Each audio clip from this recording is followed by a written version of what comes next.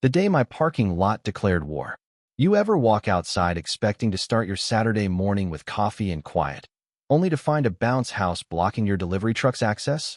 That was the precise moment I knew this weekend was going to be different. Not in a good way. Not in a surprise party, kind of different. No, this was the kind of different that comes with paperwork, adrenaline, and a rising blood pressure. Kids were already sprinting between my loading zone and the electrical box. A DJ, in full setup mode, was adjusting speakers directly beneath the HVAC vent for my office. And standing smack in the middle of it all was Lorraine Hastings, president of the Sycamore Hill Homeowners Association, in a walking lawsuit waiting to happen, waving at me like I was trespassing on her land. The audacity wasn't new, but the scale? That was unprecedented. Let me rewind. My name's Jordan Price. I own a small but successful tech repair business right at the edge of Sycamore Hill. The building is mine. The parking lot is mine. Zone commercial. Paid in full. Legally separated from the HOA jurisdiction by one clear line on the zoning map and about 30 feet of pavement. I've had my share of encounters with Lorraine over the years. She's the kind of woman who files noise complaints against wind chimes and thinks the phrase, "we're all neighbors," gives her permission to commandeer anything within a 5-block radius. But until now, her antics had been manageable. That morning, however, changed everything. I walked over to my truck to find a flyer slapped under the wiper blade. "Thanks again for letting us use your space this weekend," it chirped in Comic Sans, complete with a crayon drawing of fireworks on the back. There was no signature, no phone number, no actual permission. Just that word. Thanks. Not a request. A declaration. I scanned the lot. Pop-up tents were going up near the delivery bay. Someone had dragged a barbecue grill within 3 feet of my building's HVAC intake. Folding tables were unfolding faster than I could process. Then, like an apparition from a suburban nightmare, Lorraine approached with the energy of someone who thought they were doing me a favor. "Oh good, you're here," she said, beaming. "You're just in time to help with the beverage coolers. We're running a little behind." I blinked. "Lorraine, this is private property. I never agreed to this." She laughed, actually laughed, then patted me on the arm like I was an elderly golden retriever who'd gotten confused by a mirror. "Oh, Jordan, stop being so uptight. It's just for today. Community building, you know." "No, Lorraine. It's trespassing. And extremely illegal." She waved her hand as if I were shooing away a fly.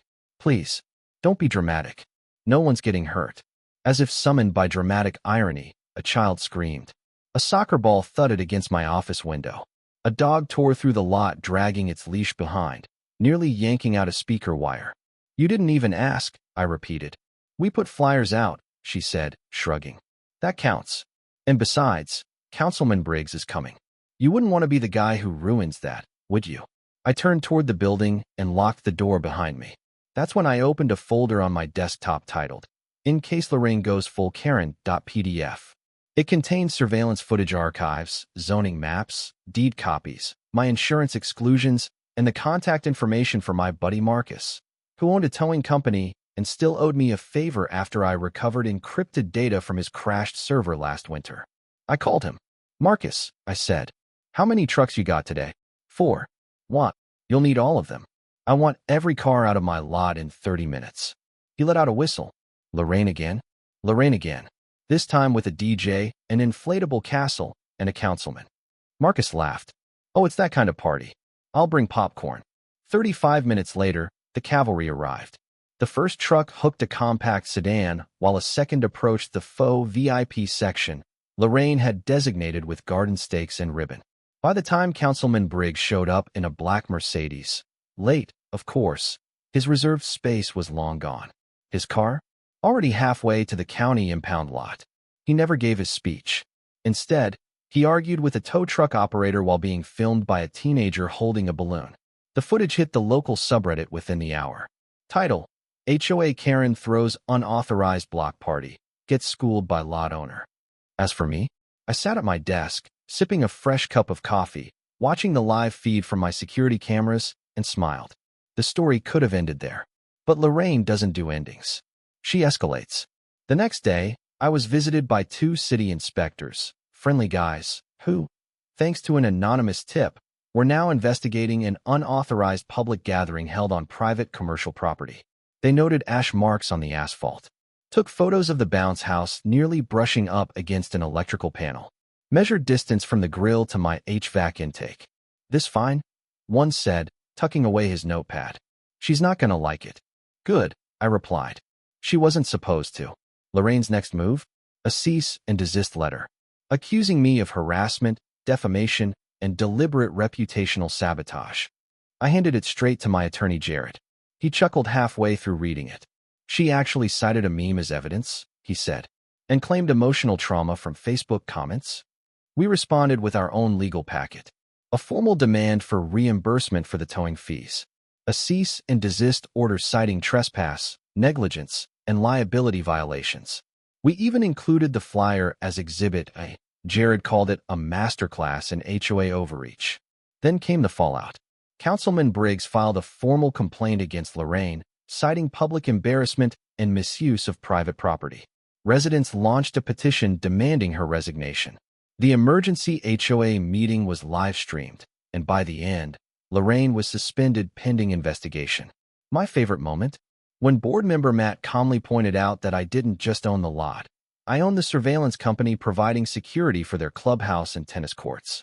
Lorraine had essentially declared war on the guy monitoring half the neighborhood's cameras. The final blow? I reclassified my property. With help from a sharp city planner named Vanessa, I had the lot rezoned as a restricted use access corridor. Legally, it was no longer just private, it was now off-limits without my written consent. That meant every bordering home received a city notice warning against further use. Then I sent Lorraine a bill. $83,760.73. Itemized. When I received a knock on the door days later, it wasn't from Lorraine. It was from her husband. I just wanted to say I'm sorry, he said. She doesn't speak for all of us. I know, I replied. He hesitated. She's talking about suing the board now. I laughed. Maybe she'll throw herself a court party. Weeks later, a quiet envelope arrived. Inside, a check, made out for exactly $83,760.73. No note, no apology, just silence. The HOA, now under new leadership, invited me to co-sponsor the next community event, properly permitted, fully insured. I said yes, with one condition, a dunk tank, and the first name painted on it, Lorraine. She never showed. But Rico, my tow truck friend, did. His truck parked at the edge of the lot with a sign taped to the side. In case of Lorraine. The community laughed. The kids played. My lot. Peaceful, respected, and exactly what it was always meant to be. Mine. And this time, nobody needed a flyer to know it.